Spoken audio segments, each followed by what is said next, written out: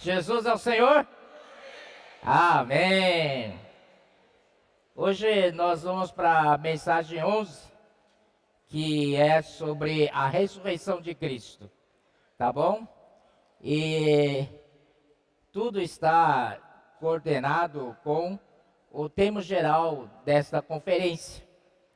O tema geral, para alguém que esqueceu, né, é o ministério da nova aliança. Vamos falar de novo? O ministério da nova aliança. Isso é que fez toda a diferença. E esse ministério da nova aliança, nós todos queremos fazer parte. Amém? Não só nominalmente, mas de realidade mesmo. Entrar de cabeça nesse ministério da nova aliança. Graças ao Senhor que nesse ministério o velho já passou. E tudo se fez novo. Aleluia! Senhor Jesus. Irmão Pedro deixou para nós muito claro nas suas 4 mensagens primeiras, dando para nós a direção, né, desse ministério da nova aliança. Isso começou lá em Atos, com os 12 apóstolos do Senhor, e eles quando eles foram colocar outro no lugar de Judas, eles falaram assim, para que ele possa fazer parte neste ministério. Esse ministério, né, é específico neste ministério. Você quer fazer parte disso? Não? Aleluia! Graças ao Senhor que não temos outros ministérios. Verdade? Nós temos este ministério da nova aliança. E por ser esse único ministério que nós temos também uma única linha ministerial. Amém? Então ele contou para nós desde como começou esse ministério, depois da morte e ressurreição do Senhor. Então essa comissão foi dada para os 12 apóstolos, principalmente Pedro e João. Né, nos primeiros capítulos de Atos, nós vemos o ministério tão prevalecente, tão predominante, que o Senhor estava com eles. Depois o Senhor levantou Paulo, e graças ao Senhor, que esse Paulo, que era perseguidor da igreja, encontrou com o Senhor no caminho para Damasco. Ali, creio que ali começou tudo. Ele se converteu de verdade. Amém? Ele começou então ser usado pelo Senhor para levar adiante este ministério. Era o único ministério, não era outro ministério. Isso que tem que estar claro para nós. Será que Pedro era um ministério e Paulo era outro ministério? Digo vocês, é assim? Não, é o único ministério. Aí Paulo levou adiante, e por ser Paulo não ter andado com o Senhor Jesus naqueles 3 anos e meio, como os 12 comia com o Senhor, dormia com o Senhor, andava com o Senhor, e ouviram todas as palavras da própria boca do Senhor. Então eles foram ensinados muita coisa. Eles tiveram esse ensinamento recebido presencialmente. Mas Paulo, que foi chamado depois, não teve esse privilégio. Certo? Ele mesmo disse: eu sou como apóstolo nascido fora de tempo. Ele estava fora de tempo, mas não por causa disso reduziu o poder de Deus. Deus então o levou para o 3º céu, para ouvir palavras inefáveis, que aos homens não dá para referir. Ali ele viu Eu acredito que ele viu toda a economia de Deus, todo o plano de Deus. Aleluia! E aí eles entendeu. E como que ele pode nos ajudar, principalmente no 1 Coríntios, que nós vamos entrar daqui a pouco, tem tantos problemas, tem tantas coisas, mas o Senhor precisou usar Paulo para falar as coisas, sempre levando para a linha central, que é a economia de Deus. Aleluia! Depois Paulo, né, levantou a obra dele lá em Éfeso. Isso também a gente não sabia, graças ao Senhor, que é sempre numa mesma linha, mesmo ministério. Isso tem que ser enfatizado, certo? Aí Paulo, né, em Éfeso, por que Éfeso era um centro de obra do Senhor? Irmão Pedro falou para nós que eu acho que isso é preciosíssimo. Isso é achado, irmãos. Aleluia! Isso foi, o Espírito foi buscar lá no fundo do baú e revelou para nós. Lembra do Epáfras? Epáfras levantou a igreja de Colossos, por ele estar sempre lá em Éfeso com Paulo. Ele não fez nada, só levou o que Paulo ensinou para a igreja em Éfeso e ali levantou a igreja em Éfeso. Porque não há registro de que Paulo tenha passado em Colossos. E depois, esse mesmo Epáfras também levantou a igreja em Laodiceia.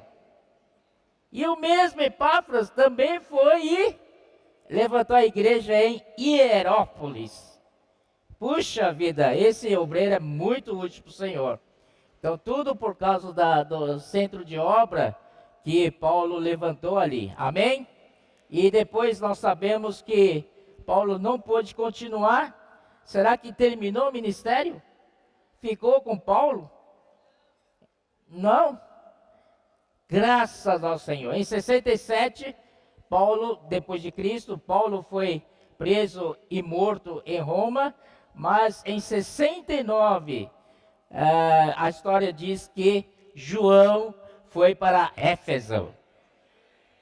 Aleluia! Senhor é muito coerente na sua obra. Começou com os dois, né? Lá em Jerusalém, Pedro e João. Pedro começou, João findou, né? Mas graças ao Senhor, que esse ministério de João, apesar de que João não poderia viver até os nossos dias, estar vivo conosco, Senhor Jesus, mas o seu ministério chegou até nós.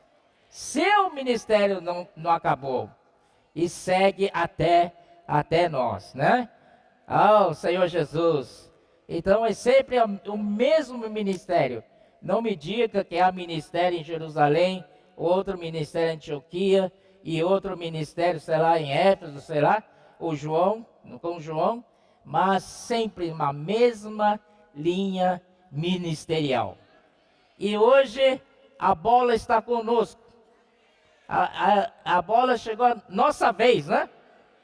De levar esse ministério adiante. Você, irmão, você, irmã, nós todos que estamos aqui, também aqueles que nos assistem pela internet, todos nós fazemos parte do ministério e queremos ser úteis ao Senhor neste ministério. E o Senhor vai fechar esta era com a sua vinda. E este é o ministério que vai trazer o Senhor de volta. E uma boa notícia para os irmãos: nós estamos na reta final. Amém? Então, não se desanime. Apruma seu corpo. Amém? Joelhos trôpicos têm que estar bem alinhados para andar, para correr. Ela nos falou que nós precisamos correr. Estamos numa corrida. Hebreus 12 diz que existe uma nuvem de testemunhas. Nós estamos no estádio, uma nuvem de testemunhas composta para os santos que já foram para o Senhor. Eles lá, você pensa que eles estão dormindo? Eles estão lá torcendo por nós. Vai, vai. Como é que você chama? Um nome aí, vai.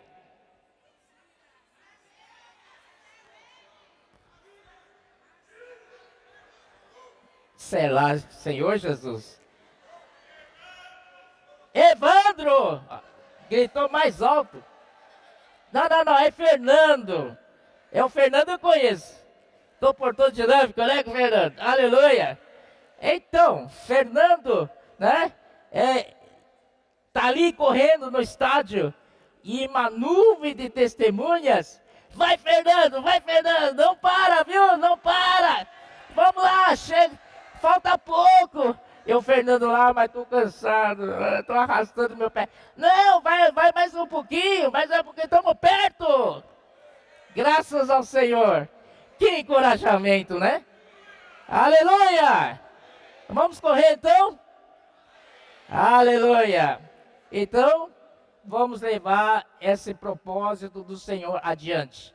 Bola é a nossa vez, nós somos a bola da vez. Agora, entrando especificamente para Coríntios, amém, aleluia, entrando em Coríntios, foi marcado que eles tinham em total 11 problemas. Mas, irmãos, quero falar para vocês, sabe qual a razão desses problemas na igreja? É que eles não reconheceram Paulo como o pai deles, pai espiritual deles. Foi Paulo que pregou o evangelho para eles e foi Paulo que levantou a igreja em Corinto. Eles então, por causa dessa falta, né? Eles então perderam isso. Aí começou a confusão na igreja. Eu sou de Paulo. Não, eu sou de Cefas. Não, eu sou de Apolo. E quem era Apolo? Não é verdade? Então, irmãos, nós precisamos reconhecer de onde vem a linha ministerial. E ou mais, de onde vem o falar profético, a palavra profética. Se a gente confundir essas bolas e começa a atrapalhar as estações, o resultado é confusão na igreja. Eu ganhei muito isso. E você? Então vamos estar focados, como Pedro e Esa nos ensinou, como raio laser. Vamos estar engajados. Vamos estar engajados ou não? Somos exército do Senhor. Nós somos escolhidos. Poucos são escolhidos. Muitos são chamados, mas poucos são escolhidos. Você quer ser escolhido? Eu creio que vocês pagaram o preço para estar aqui, é porque vocês querem ser escolhidos. E vocês estão aqui na condição de escolhidos. Que tal fazer parte da seleção de Deus? Não é seleção canarinho, não. Aqui lá tá feio o negócio. Mas essa seleção de Deus saiu para vencer e vencer. Aleluia. Essa é uma seleção vitoriosa. É no Espírito. Senhor Jesus, né? Então nós temos que estar engajados. Deram o exemplo dos 300 espartanos, né? E estamos engajados. Depois temos que estar comprometidos. E também devemos estar focados. Depois precisamos estar colimados. Eu não entendo nada disso, mas eu decorei, tá? Precisamos estar na mesma fase. Precisamos estar na mesma cor. Não você, cor diferente de mim. Aparentemente nós somos diferentes, né? Cor amarela, negra e branca. mas na vida da igreja temos uma cor, somente uma cor. E em tempo e espaço. O que quer dizer isso? Qualquer lugar, você pode estar morando lá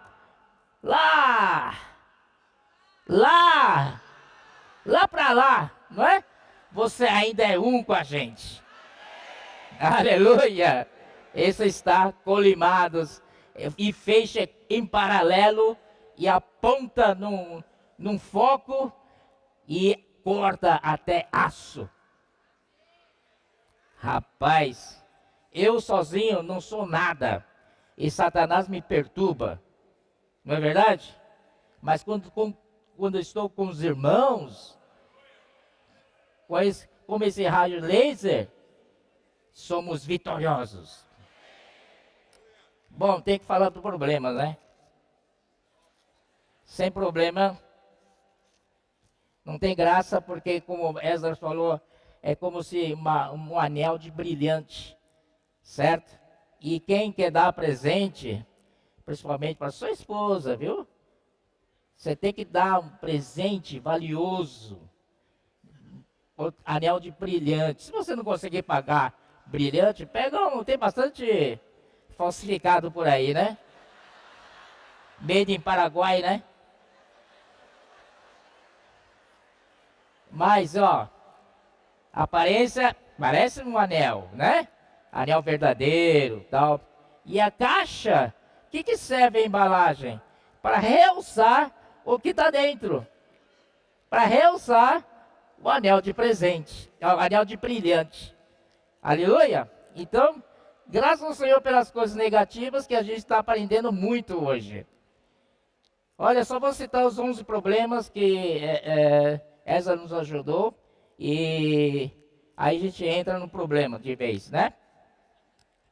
O problema da igreja de Corinto, eles tinham problema de divisão, de preferências. Eles tinham problema de incesto. Eles tinham problema de litígio, de levar os irmãos ao tribunal. Eles tinham abuso alimentar. Eles comiam. Daí eu me lembro que na história de Roma, Império de Roma, eles faziam aquelas festas, aquelas orgias. Comiam até não poder. Depois ia lá fora, põe o dedo no gogó, vomita tudo de novo e volta a comer. Isso sem falar de bebidas, alcoólicas, aquela coisa pesada, né? Isso até na igreja tinha, meu Deus do céu. Também se abuso alimentar, também tem abuso sexual. Hoje o mundo é isso aí, né? É comida e sexo, que os homens querem.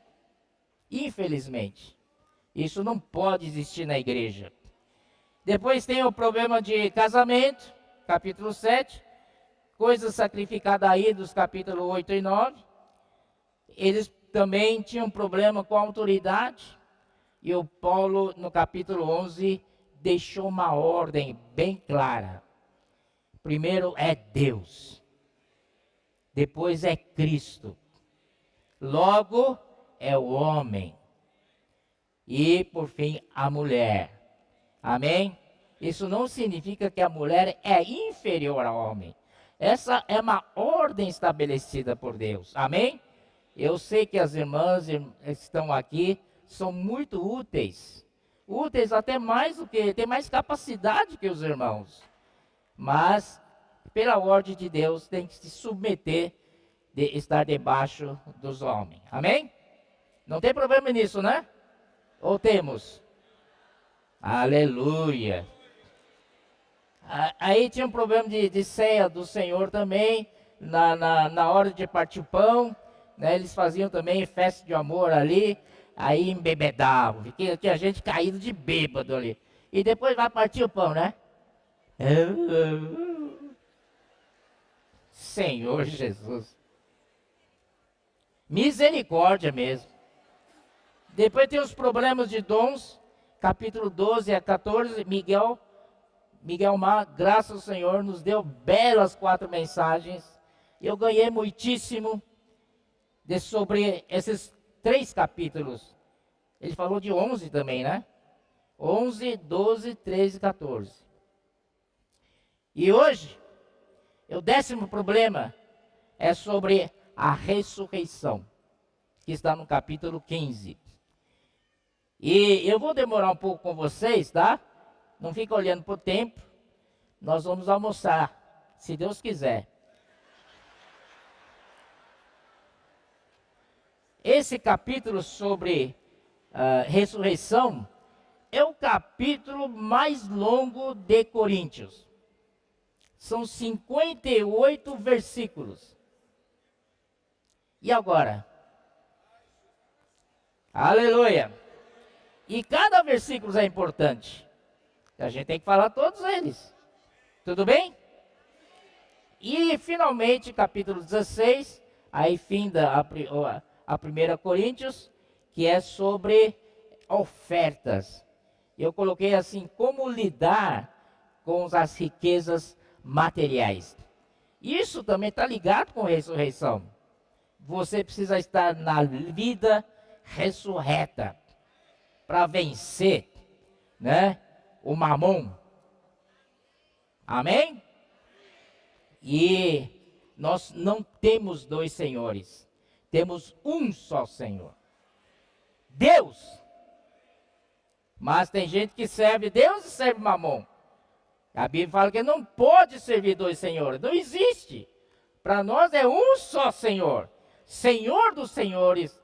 Deus, Rei dos reis. Aleluia. Então vamos para... Claro que também o Paulo não ficou dando voltas nos problemas. Paulo foi muito ascendente. Paulo mostrou para nós Cristo, a solução de todas as coisas. E este Cristo é crucificado. A cruz, então, é a solução para todos os problemas da igreja. Amém? Se você e eu, todos nós, tomarmos a lição da cruz, tomarmos a realidade da cruz, não haverá problema na igreja. E o que sobra na vida da igreja é amor. Vamos praticar isso? Então, aí são 20 itens positivos com relação a Cristo. Cristo, por exemplo, é a nossa porção. Cristo é poder e sabedoria de Deus. Cristo é a nossa justiça, nossa santificação, nossa redenção. Que mais, hein?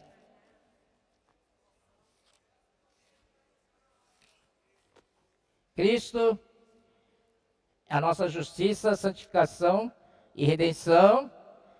Cristo é o Senhor da glória. E é para a nossa glória. Cristo são as profundezas de Deus. Ele é o fundamento do edifício de Deus. Ele é a nossa Páscoa. Ele é nosso pão asmo. Ele é a nossa comida espiritual, bebida espiritual e a pedra espiritual que o seguia. Cristo é o cabeça. Cristo também é o corpo. As primícias. Segundo homem. O último Adão. O Espírito que dá vida. Aleluia. É isso aí, né? É muito rico esse Cristo. Praticamente para um problema tem dois aspectos de Cristo positivos. Que bom, né? Senhor Jesus. Vamos lá então. A igreja de Corinto tinha alguém ali dentro, ou alguns, talvez um grupo, eles não acreditavam na ressurreição. E o Paulo ficou desesperado com isso. Terrível.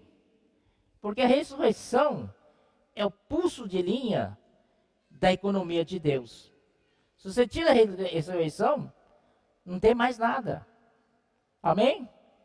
Por isso que hoje, pelo fato de estarmos aqui, porque nós estamos em ressurreição. Vou explicar direito. O Senhor Jesus, Ele foi à cruz. Ele morreu por nós, por nossos pecados. Lembram? a morte, pecados, Satanás, o mundo, o velho homem, né? Ordenanças, foram tudo crucificados, morreu com Cristo. E quando ele ressuscitou, amém? Ele ressuscitou, ele foi ascendido ao céu. E na ascensão ele esteve acima de todo o principado e potestade, todo o poder que podia mencionar, ele superou.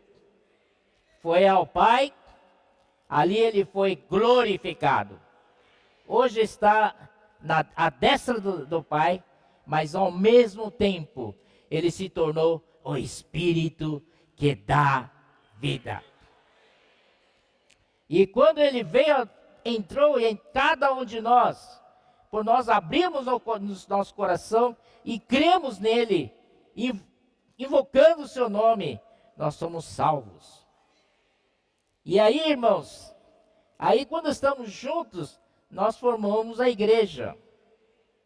Então, irmãos, a igreja foi produzida na ressurreição de Cristo.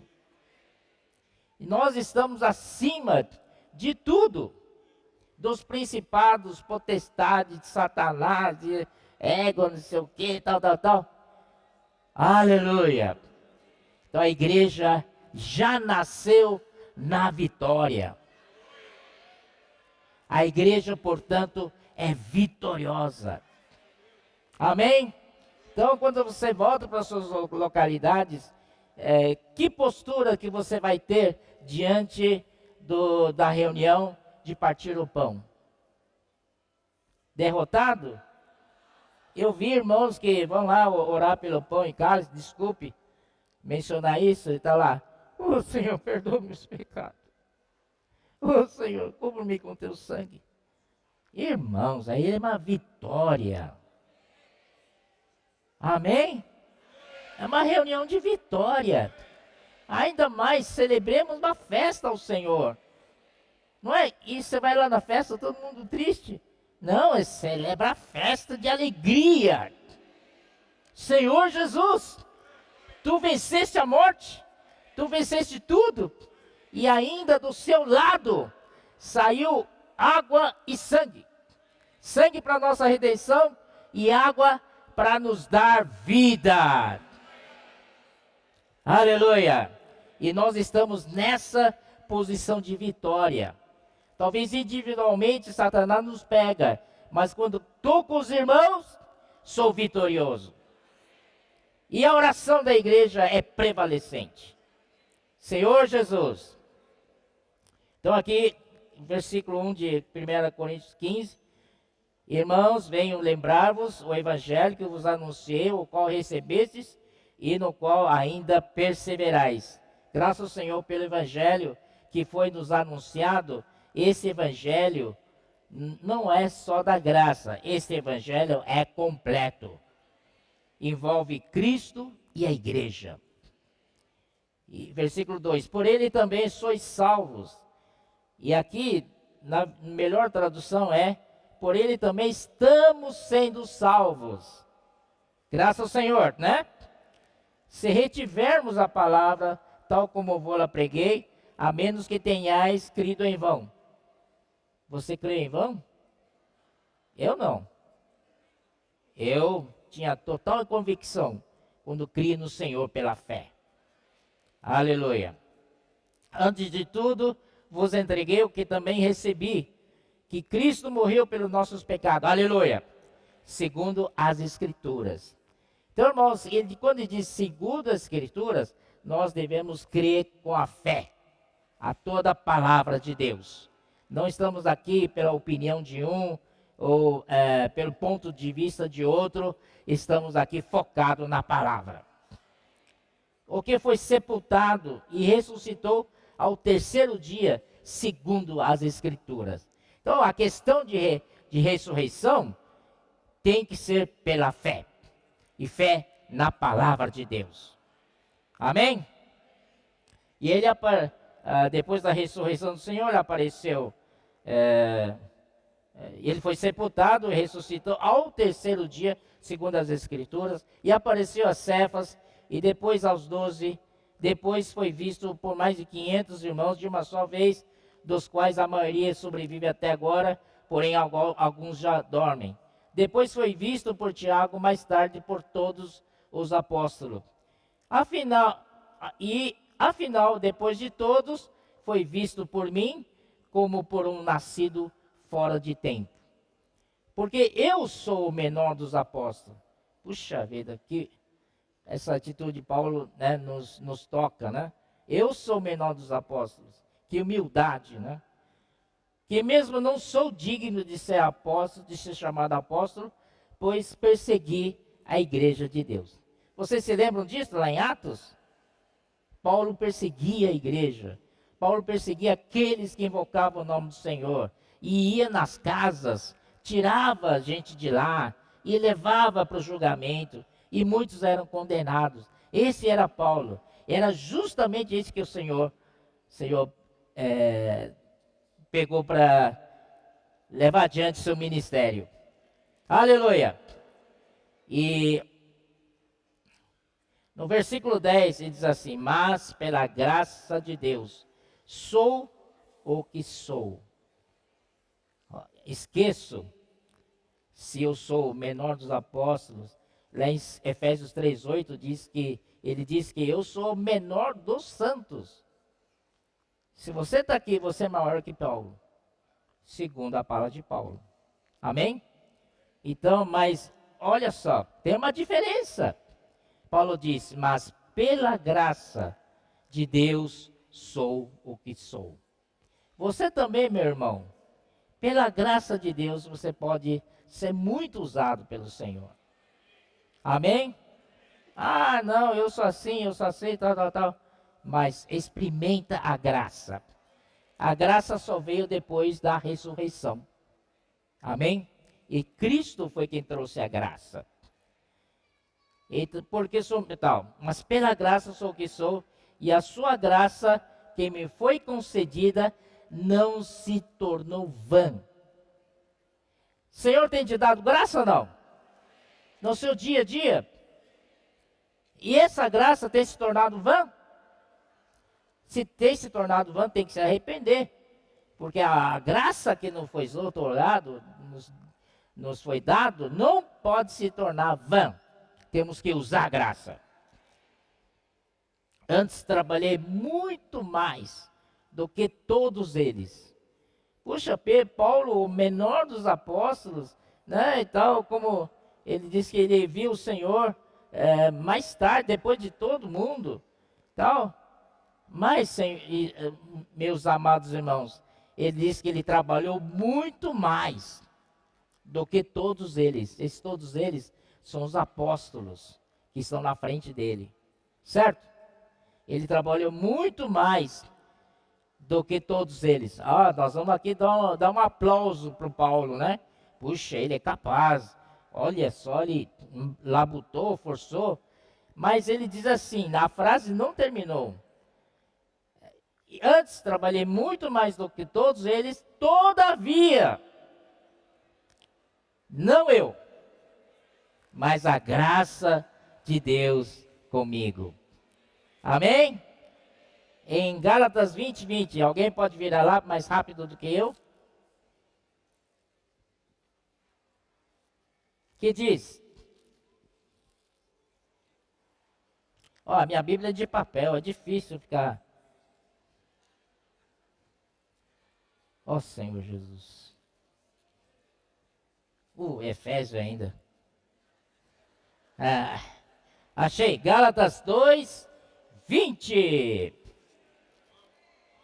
Logo, já não sou eu quem vive, mas Cristo vive em mim. E esse viver que agora tenho na carne, vivo pela fé no Filho de Deus, que me amou e a si mesmo se entregou por mim. Não anulo a graça de Deus, pois se a justiça é mediante a lei, segue-se Cristo morreu em vão. Então não podemos anular a graça. Amém? Então, voltando, Paulo falou, mas pela graça sou o que sou. E a sua graça que me foi concedida não se tornou em vão. Todavia, não eu, mas a graça de Deus comigo. Aí, Gálatas 2:20 fala mas não eu, mas Cristo vive em mim, certo? Então, você pode trocar a palavra Cristo por graça, que dá certinho. Amém? Porém, não eu, mas graça de Deus comigo. Amém? Então, experimenta mais a graça. Eu queria só transmitir para vocês, nesses mais de 30 anos que eu acompanhei o irmão Dong, meu pai falecido, né, que está no seio de Abraão, graças a Deus. Ele, nesses 30 e poucos anos, ele não era, os irmãos sabem, que ele não era muito eloquente como Apolo, ele era homenzinho, um franzino, tal, né, um chinesinho, né? Mas, irmãos, ele experimentava a graça de tudo. Em todas as situações é muita graça. Viajamos junto para Colômbia, os irmãos de Colômbia lembram disso. Cadê os irmãos de Colômbia? É verdade ou não é? Uma vez eu fui lá no Turbaco. Posso falar, Edwin? Eu fui em Turbaco para uma conferência lá, nacional, bem no comecinho, né? E aí tivemos que dormir junto com os irmãos no alojamento. Imagina o ronco lá, né? Mas isso não é de nada. E os mosquitos, hein? À noite, cheio de mosquito. E a gente não tinha nem colchão para dormir. A gente dormiu no chão mesmo. Forraram com papel jornal e dormimos ali. Graças ao Senhor que era verão. Amém? Mas isso já era idos, passados, né? Agora a situação mudou, graças ao Senhor. Então, situações como essa, é só graça mesmo. Agora fazer, hoje eu não vou lá se for uma situação dessa. Vai, que a graça vai te dar graça. Amém? Não tenha medo. Você tem a graça. Senhor Jesus. Todavia não eu, mas a graça de Deus comigo. Portanto, seja eu ou seja eles, assim pregamos e assim cresces. Aleluia, nós cremos. Agora o versículo 2 é complicado. Ora, se é corrente pregar-se que Cristo ressuscitou dentre os mortos, como pois afirmam alguns dentre vós que não há ressurreição de mortos? Se não há ressurreição de mortos, então Cristo não ressuscitou. E se Cristo não ressuscitou, é vã a nossa pregação e vã a nossa fé. E somos tidos como falsas testemunhas de Deus, porque temos asseverado contra Deus que ele ressuscitou a Cristo, ao qual ele não ressuscitou. Se é certo que os mortos não ressuscitam, porque se os mortos não ressuscitam, também Cristo não ressuscitou. E se Cristo não ressuscitou, é vã a nossa fé. E ainda permaneçamos nos nossos pecados. E ainda mais. Tá, agora eu vou parar um pouquinho aqui, tá? Havia um grupo naquela época, eu vou mostrar para os irmãos, em Atos 23, 8.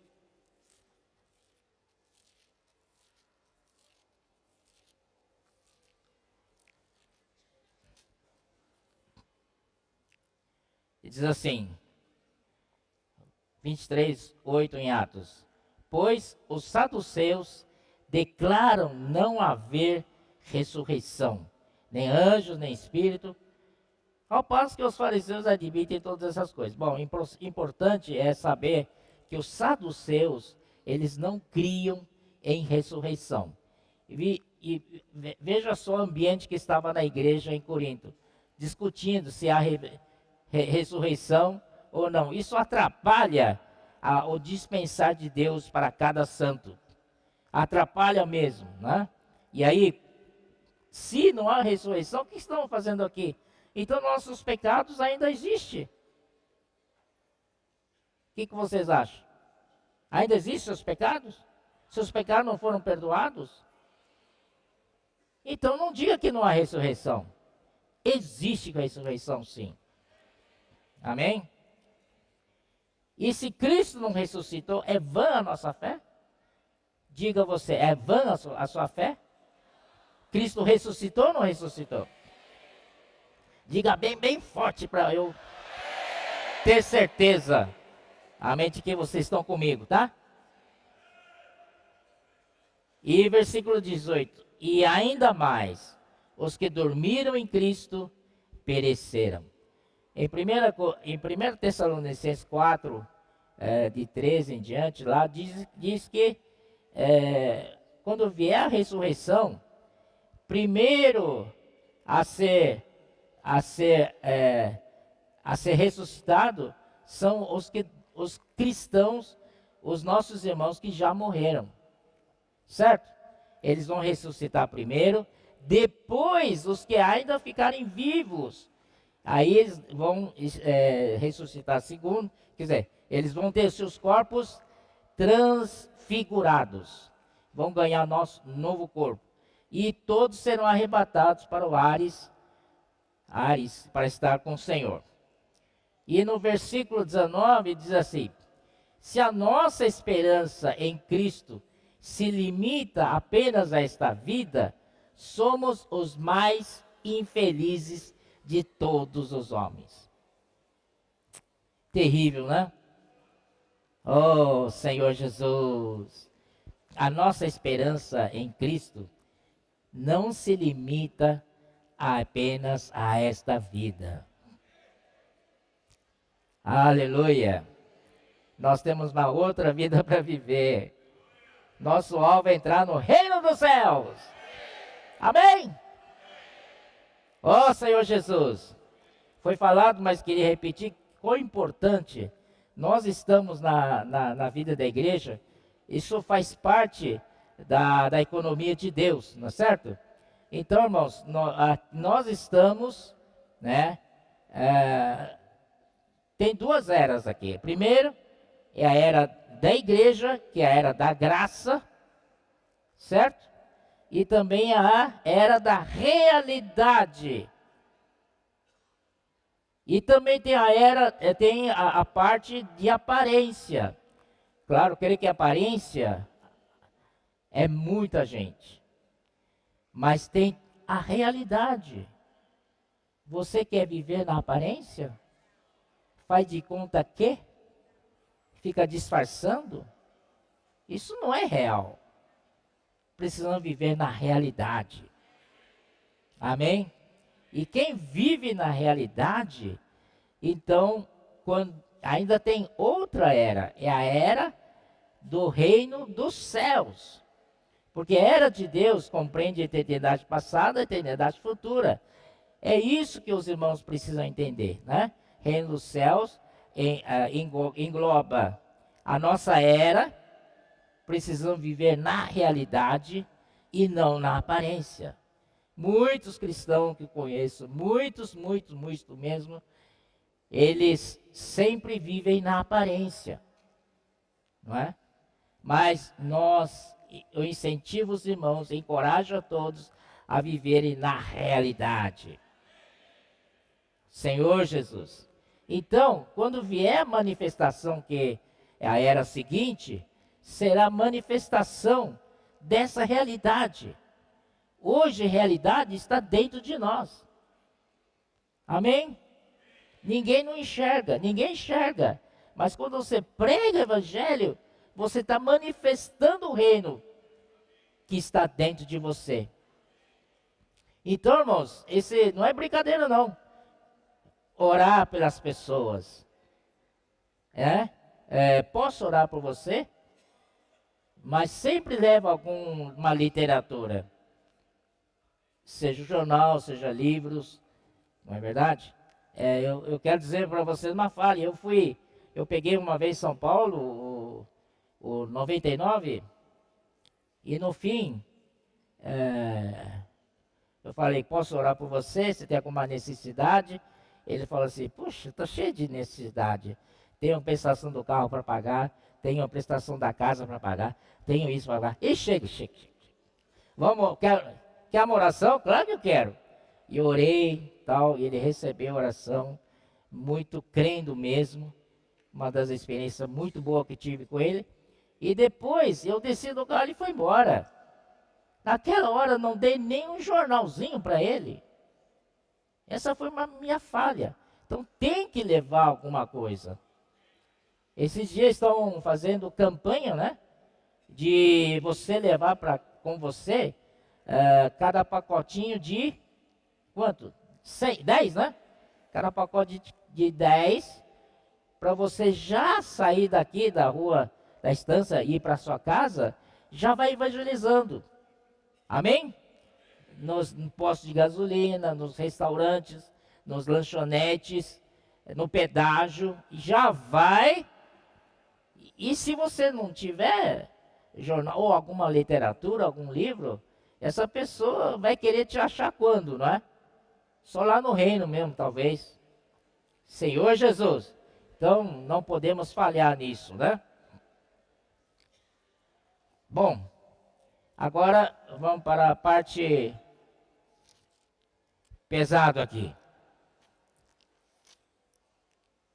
Oh, Senhor Jesus. Oh, Senhor Jesus. Senhor Jesus. Mas, de fato, versículo 20. Cristo ressuscitou dentre os mortos, sendo ele as primícias dos que dormem. Agora Paulo começa a explicar. Amém? Vamos ficar atento ao que Paulo explica. Ele diz o seguinte: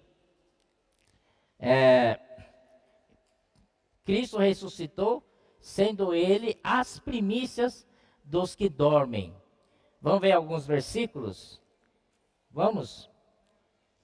Primeiro em Levítico 23.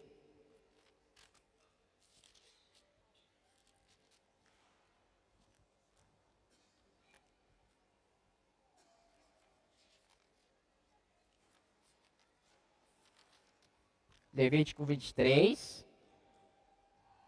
né?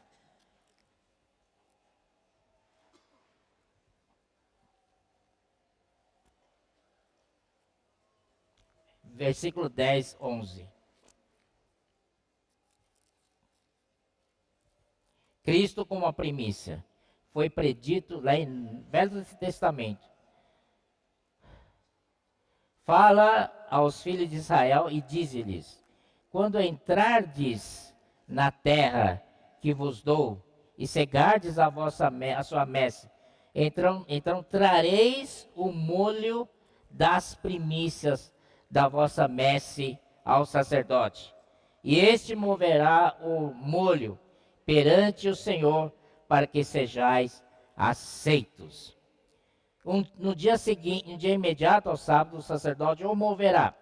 No dia em que moverdes o molho, oferecereis então um cordeiro, sem defeito, de 1 ano, em holocausto ao Senhor. Primeira coisa, Cristo é a nossa primícia da ressurreição. Amém? Ele ressuscitou primeiro. Vamos então para Colossenses 1:18.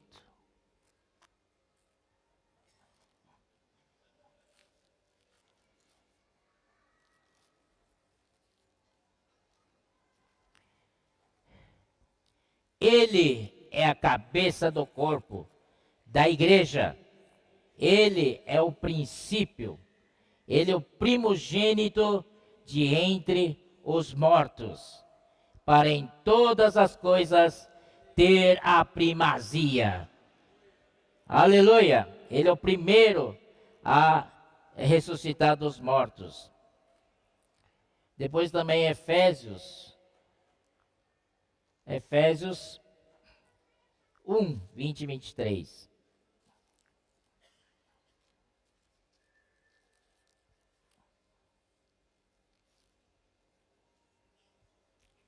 Vou falar aqui, tá mais fácil aqui, ó. O qual exerceu ele em Cristo, ressuscitando dentre os mortos e fazendo sentar à sua direita nos lugares celestiais. Amém. Também Mateus 28, 1.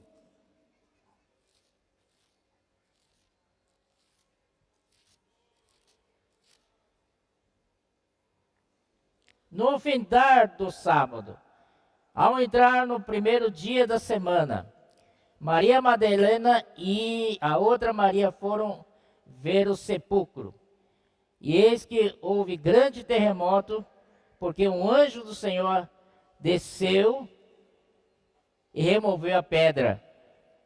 Ali era a ressurreição do Senhor. As irmãs sempre vão adiante, né? São as primeiras a chegarem no túmulo do Senhor, preocupado com a ressurreição do Senhor. E graças ao Senhor, naquele domingo, o Senhor ressuscitou. Aleluia.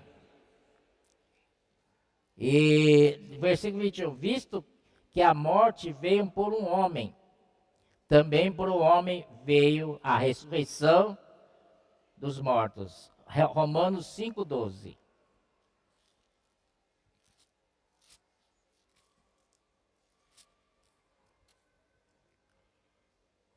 Portanto, assim como por um só homem entrou o pecado no mundo, e pelo pecado a morte. Presta atenção nessa palavra. Pelo pecado a morte. A morte entrou pelo pecado. E assim passou a morte, passou a todos os homens, porque todos pecaram. O pecado introduz a morte. Seu no velho homem. Certo? E versículo 15, todavia, não é assim o dom gratuito como a ofensa, porque se pela ofensa de um morreram muitos, muito mais a graça de Deus, e o dom pela graça de um só homem, Jesus Cristo, foram abundantes entre muitos. Graças ao Senhor, né? Aí, versículo 22. Porque assim como em Adão todos morrem, assim também todos serão vivificados em Cristo.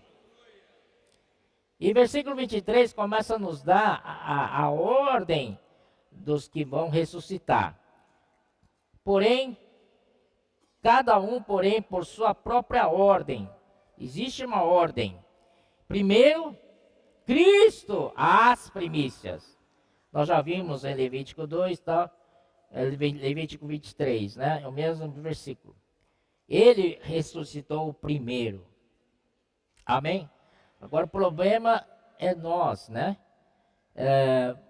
Olha só. Quando o Senhor andava com os discípulos, você pode ver tanto no Mateus, Marcos e Lucas. Em cada um desses evangelhos, em Mateus, o Senhor prediz a sua morte e ressurreição 3 vezes. Vocês podem procurar. E em Marcos, o Senhor prediz a sua morte e ressurreição também 3 vezes. Em Lucas, também prediz a sua morte e ressurreição 3 vezes. Só João, que é pouco diferente. João 14 fala assim, né? Eu vou, mas voltarei. Se refere ao Espírito, né? Que ele vai morrer, a ida dele e a sua morte na cruz. Amém? Mas ele não ficou na morte. Diz que ao terceiro dia ia ressuscitar. E então fazia, eu vou, mas volto. Aleluia. Querem ver? Vamos lá, João, então.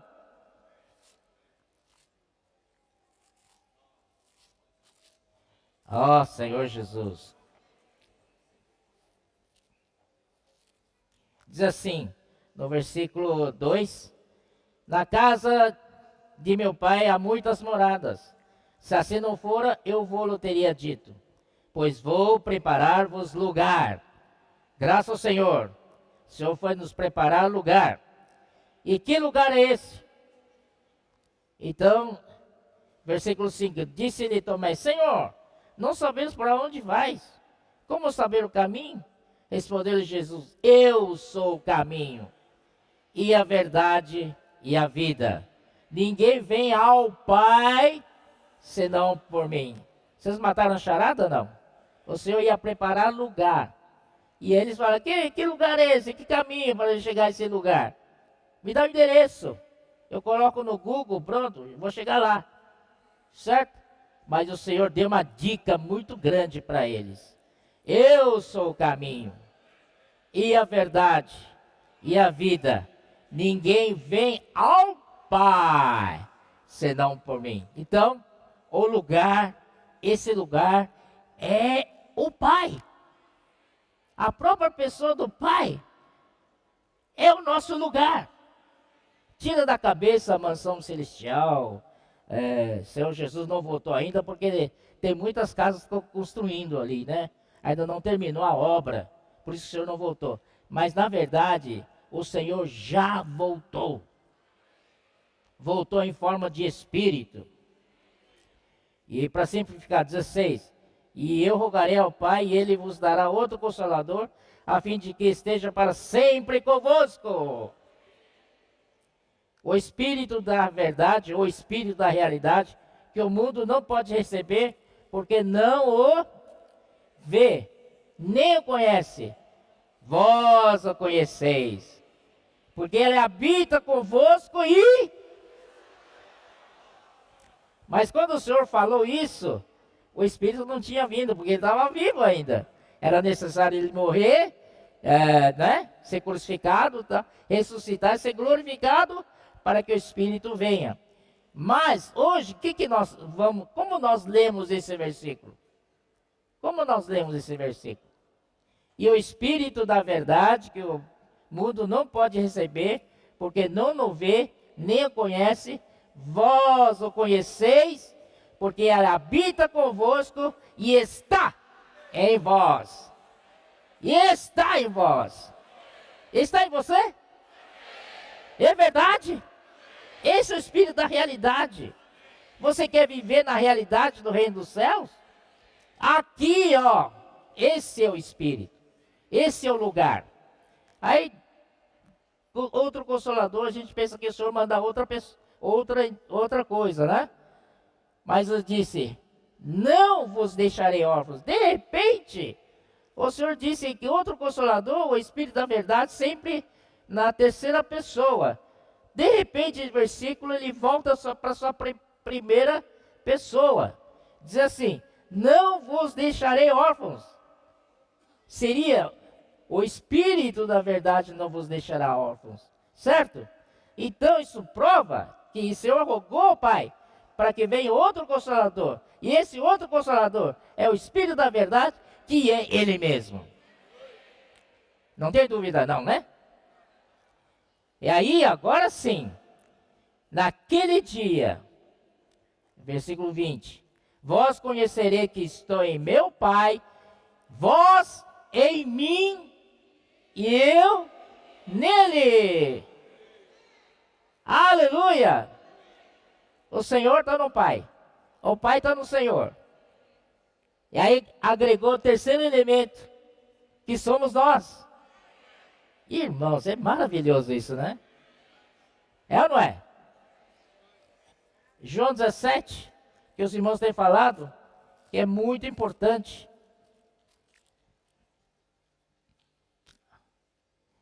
Ele fala assim, 19, vamos começar 19. 17, versículo 19. E a favor deles eu me santifico a mim mesmo, para que eles também sejam santificados na verdade. Não rogo somente por estes, mas também por aqueles que vierem a crer em mim. De todos os tempos, quem crê no Senhor, entrou nessa oração do Senhor. Você está dentro ou não? Eu estou dentro. O Senhor fez oração por mim e por você. Fez ou não fez? Maravilhoso. por intermédio da sua palavra. Versículo 21. A fim de que todos sejam um. E como és tu, ó Pai, em mim e eu em ti, também sejam eles em nós, para que o mundo creia que tu me enviaste. Que maravilha, Senhor Jesus. Nós não tínhamos nada a ver com o Pai. Agora, Pai no Senhor e o Senhor no Pai, para que eles também sejam em nós. E versículo 23. E eu neles, tu em mim, a fim de que sejam eu neles, tu em mim. Então os dois tá neles. E a fim de que sejam aperfeiçoados na unidade, para que o mundo conheça que tu me enviaste e os amaste, como também amaste a mim. Senhor Jesus, estamos sendo aperfeiçoados nessa unidade. Essa unidade não é no exterior. Ah, eu vou ser um com você. Ah, vamos fazer um acordo aqui, não vamos brigar, tá? Não vamos brigar aqui, vamos fazer. Quando você falar, eu digo amém. Quando eu falo, você diga amém. Somos um, amém? Nada, aqui amém, nada. Não é esse tipo de unidade. A unidade está falando é a unidade entre o Pai e o Filho. Entre o Pai e o Filho. E o Senhor acrescentou a gente. Claro que o Senhor é maravilhoso, o Senhor sabe das nossas limitações. O Senhor colocou-nos na vida da igreja para sermos aperfeiçoados. Imagine se o Senhor desse toda a sua riqueza de uma vez para nós, a gente não ia aguentar. Nós íamos explodir. Mas então o Senhor nos colocou na vida da igreja, nos aperfeiçoar na unidade. Essa unidade é Ele com o Pai. E nos inseriu na mesma unidade. Essa que é a verdadeira unidade.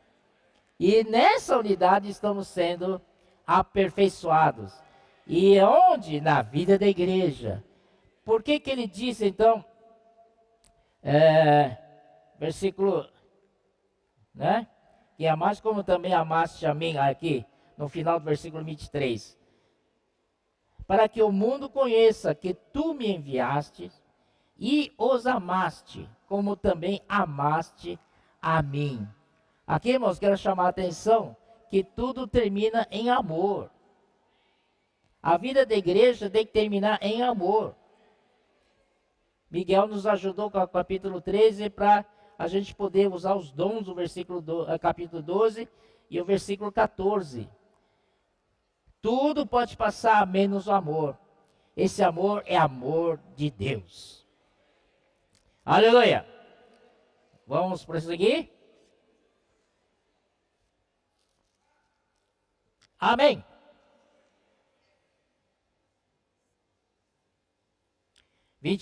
Cada um, porém, na sua própria ordem. Cristo, as primícias. Ele é o primeiro a ressuscitar. Já vimos esse versículo. Depois, os que são de Cristo, na sua vinda. 1 Tessalonicenses 4,16.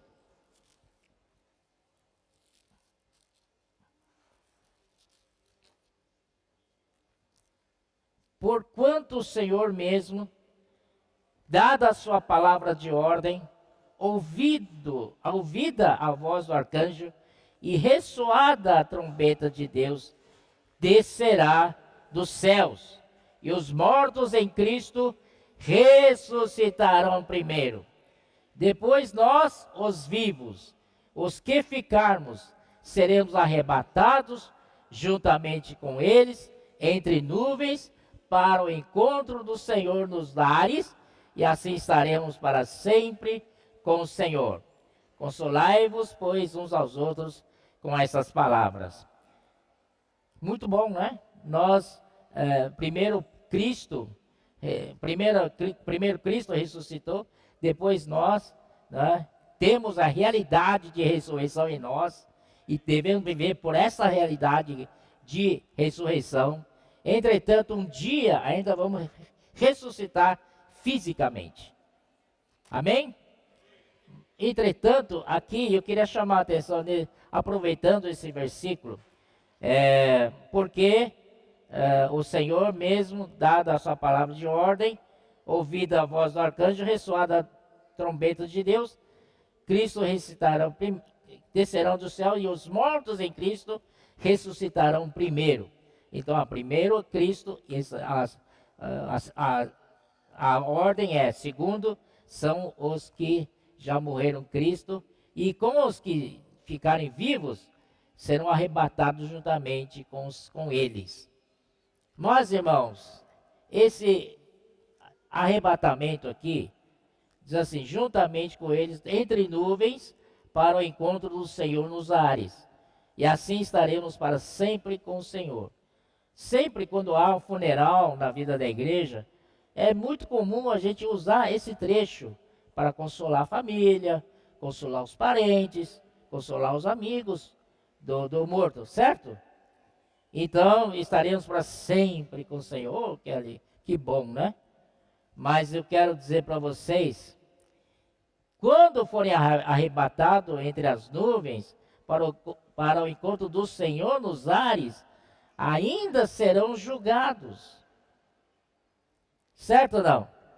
Ainda serão julgados, não é tudo ainda, não é?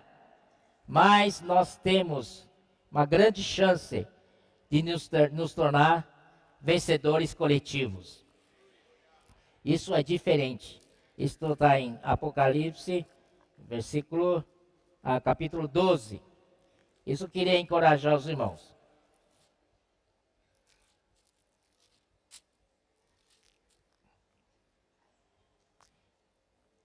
Viu-se no céu, grande sinal no céu, viu-se grande sinal no céu, a saber, uma mulher vestida do sol, com a lua debaixo dos pés, e uma coroa de 12 estrelas na cabeça. Não precisa explicar, né? Vocês já sabem nas mensagens anteriores. E achando-se grávida, grita em dores do parto, sofrendo tormentos para dar à luz. Essa mulher que está grávida é a Igreja Universal. Mas ela vai dar à luz, não é? E aí mostra o dragão grande e tal, 10 chifres. Versículo 4, a sua cauda arrastava a terça parte das estrelas do céu, que são uma terça parte de anjos caídos, as quais lançou para a terra, e o dragão se deteve em frente da mulher que estava para dar à luz, a fim de lhe devorar o filho quando nascesse. Nasceu-lhe, pois, um filho varão. Nasceu! Aleluia! Nasceu-lhe, pois, um filho varão. Esse filho varão há de reger todas as nações com cetro de ferro. E o seu filho, preste atenção, esse filho varão foi arrebatado para Deus, até ao trono. Eu quero insistir isso com vocês. Não é chegar nos ares e ali receber o julgamento. Nós queremos ir direto. Nós queremos pegar uma linha direta, um voo direto, sem escalas. E esse voo está aqui, ó. Existe um voo que vai direto. Amém? Que fura os céus e vai lá para o trono de Deus. Você não está empolgado, rapaz? E é muito possível acontecer ainda na nossa era. Vamos fazer parte desse vencedor coletivo, vencedor corporativo. Não mais indivíduos sendo ressuscitados e sendo vencedor indivíduo. Mas a nossa chance de ser arrebatados vivos com um grupo de irmãos é muito maior que o tempo do Paulo. Amém? Vamos buscar esse caminho? E eu quero, como Esdras falou, não queremos que ninguém se perca. Vamos, se for preciso, vamos carregar você. Vamos carregar você. Fazer parte desse filho varão. Aleluia! Esse filho varão vai direto ao trono de Deus. Senhor Jesus.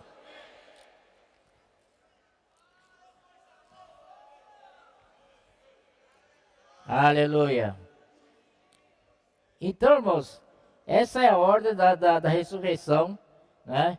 E finalmente,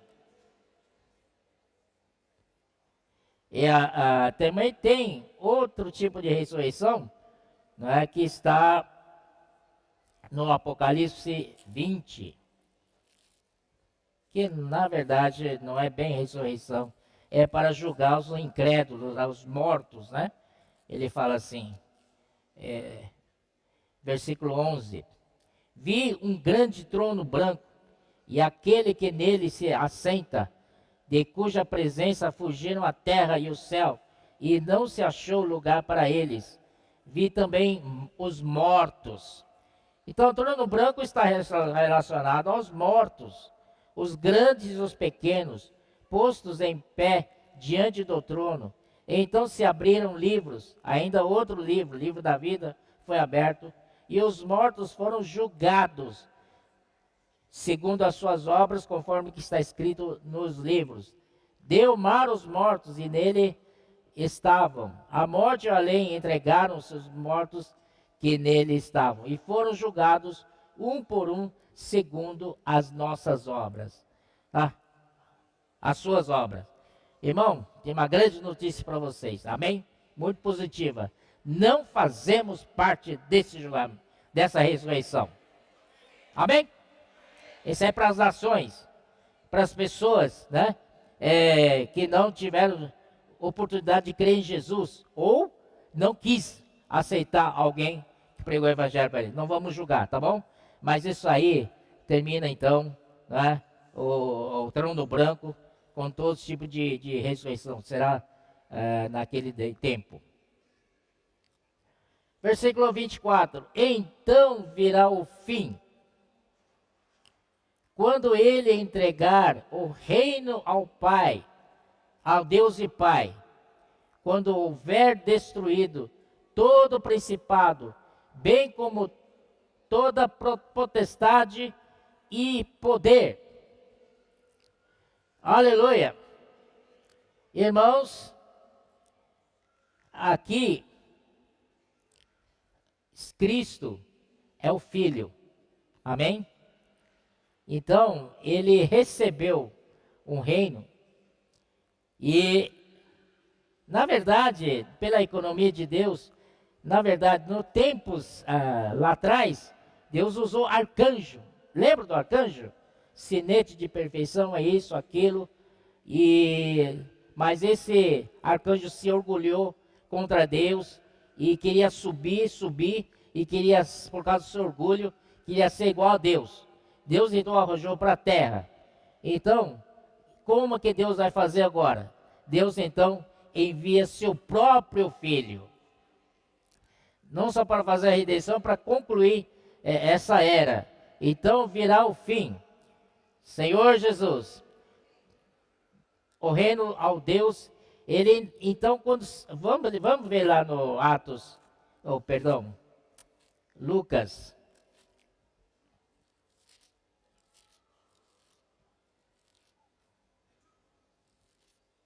Lucas 19.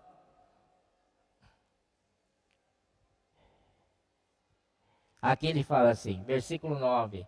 Propôs também esta parábola a alguns que confiavam em si mesmos, por se considerarem justos, e desprezavam os outros. 2 homens subiram ao templo. Oh, Senhor Jesus. 19, estava no 18. Perdão, meus irmãos.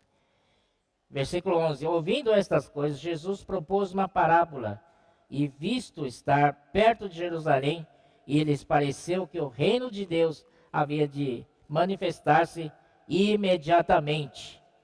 Aleluia. E 12. Então disse: certo homem nobre partiu para uma terra distante, a fim de tomar posse de um reino e voltar. Então o Senhor Jesus foi, deixou a gente aqui, amém? Mas ele vai voltar. Quando ele voltar, ele vai chamar os seus servos, que havia confiado, né, minas. Um que recebeu 10 minas, e o Senhor disse para ele: negociai até que eu volte. Então, irmãos, o Senhor nos deixou aqui com dons, com talentos. Para que serve esse talento? É para negociar. Aí, versículo 14 diz: mas os seus concidadãos odiavam e enviaram após ele uma embaixada dizendo: não queremos que este reine em nós. Quando ele voltou, depois de haver tomado posse do reino, mandou chamar os servos e quem dera o dinheiro, a fim de saber que negócio cada um teria conseguido. E o Senhor voltou, acertou as contas dos servos, compareceu primeiro e disse: Senhor, a tua mina rendeu 10. Respondeu-lhe o Senhor: muito bem, servo bom, foste fiel no pouco, terás autoridade sobre 10 cidades. Essa é a maneira de Senhor recompensar a gente, né? Então, Esdras pensava que vai lá no reino dos céus, né? Dormir numa rede, tomando água de coco, não é?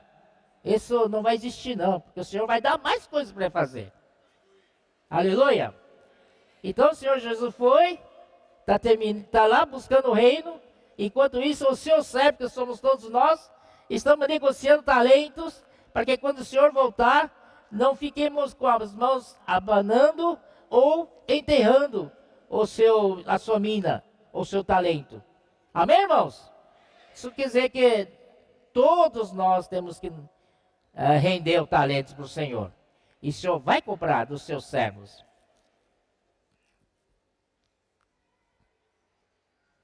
Porque convém que ele reine e que haja posto todos os inimigos debaixo dos pés. O último inimigo a ser destruído é a morte. Essa palavra é forte.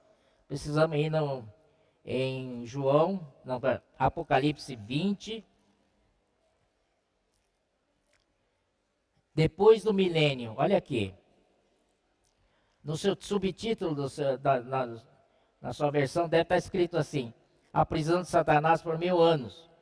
A primeira ressurreição. Então, olha aqui.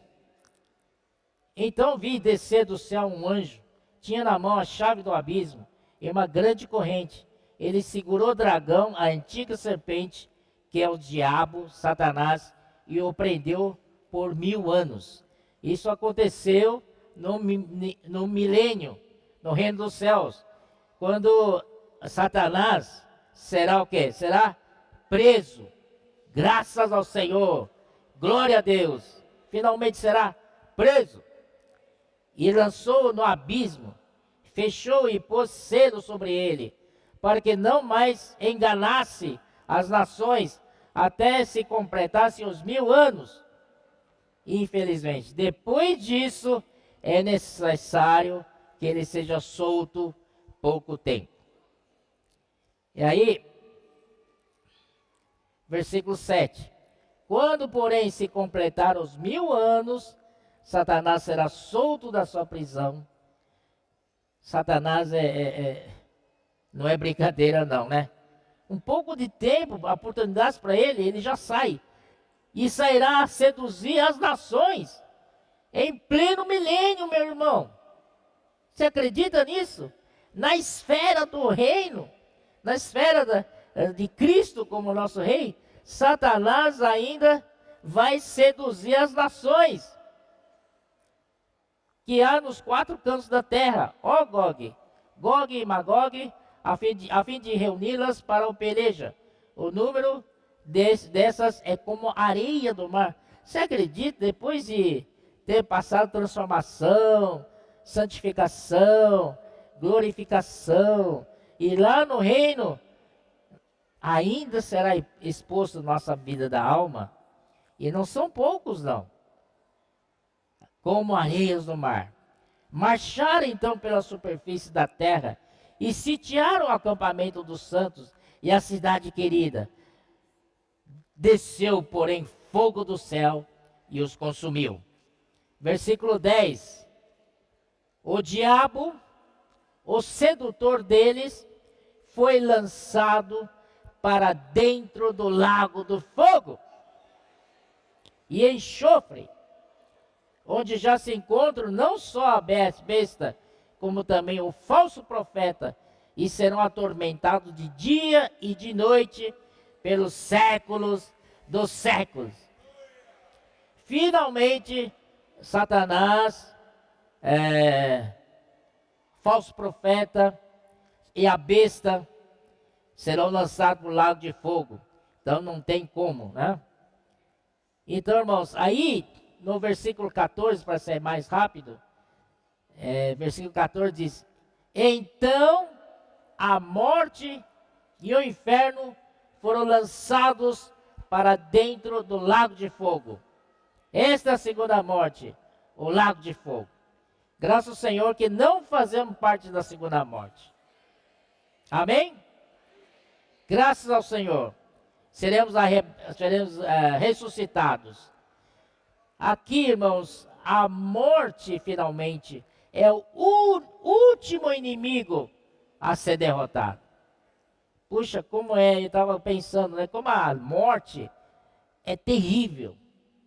Por isso que lá em Velho Testamento, quando o Senhor falou para quem são os sacerdotes, quem poderia ser os sacerdotes, eles não podiam passar perto da videira, ou tocar no cadáver de parentes. Eles têm que fugir. Isso significa que nós precisamos fugir da morte.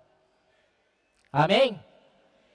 E quando o Senhor falou de Nazireu também, deu a mesma coisa. Senhor Jesus. Então aqui, 26. O último inimigo a ser destruído é a morte. Porque todas as coisas sujeitou debaixo dos pés. E quando diz todas as coisas estão sujeitas, certamente exclui aquele que tudo lhe subordinou. Quando também todas as coisas lhe estiverem sujeitas, então o próprio Filho também se sujeitará àquele que todas as coisas lhe sujeitou, para que Deus seja tudo e em todos. Então o Filho foi enviado pelo Pai para uma missão. Ele então, a sua vida aqui na terra, como ser humano. Vou aqui mostrar melhor Salmos 8:6.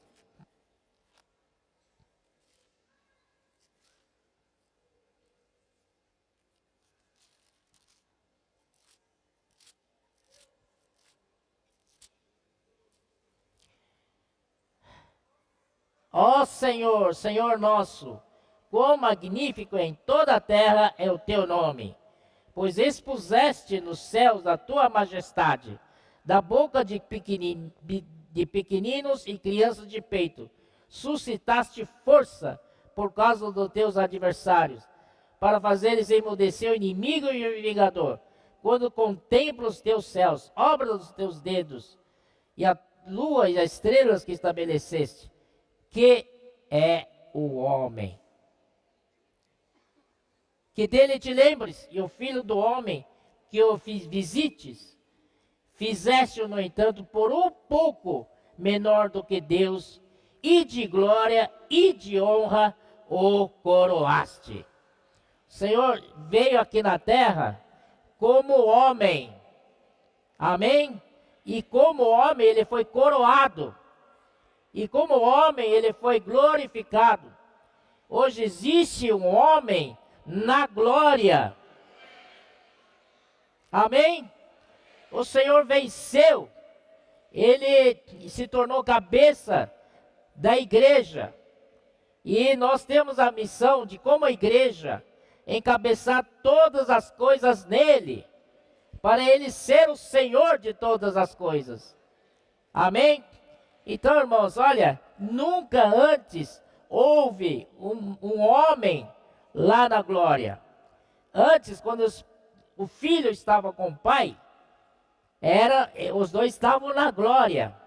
Mas agora esta parte aqui é diferente. O Senhor Jesus veio aqui na terra, nasceu como homem, viveu como homem, sofreu como homem, sofreu todas as restrições, só com uma diferença: ele não pecou. Ele foi à cruz, cumpriu a redenção por nós, ele foi sepultado, morreu, mas ele ressuscitou.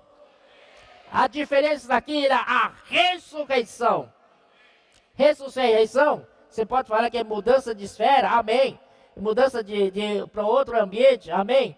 Mudança de dimensão, amém. E o que nós não pertencemos a essa dimensão da terra. E o Senhor venceu por nós. Ele subiu aos céus. Amém? Mas agora, à direita do Pai, é um filho do homem. Como Estevão falou, um semelhante a filho do homem. No trono. Senhor Jesus. Isso é muito, muito, muito significativo.